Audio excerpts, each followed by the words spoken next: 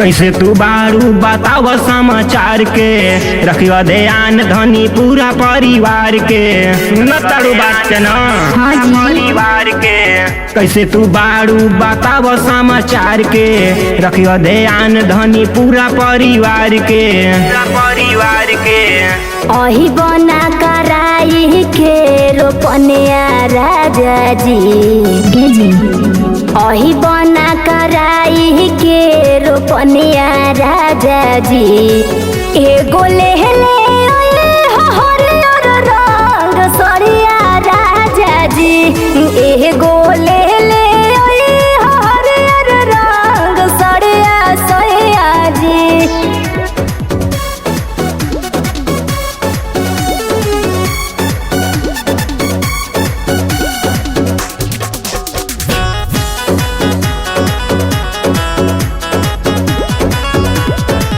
बरसी बदरवा धोवाई कजरवा फिल ना होई राउ रहल पजरवा फिल ना होई राउ रहल पजरवा।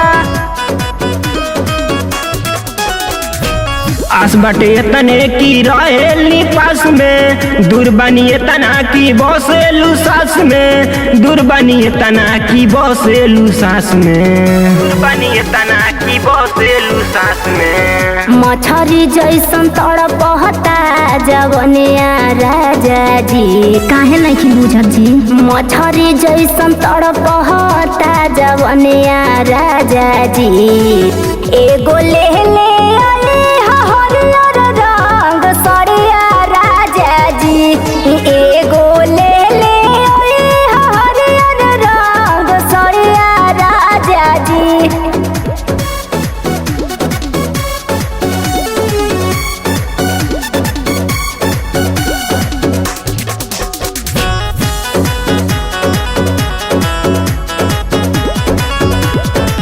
जामेला बिया जब ले रहेला नामी गंगाधर राम भवन बुझिला न कमी गंगाधर राम भवन बुझिला न कमी।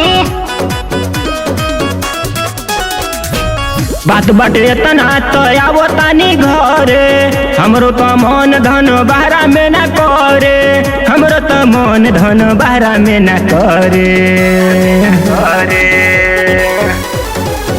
धान के बहाने काटब चनिया राजा जी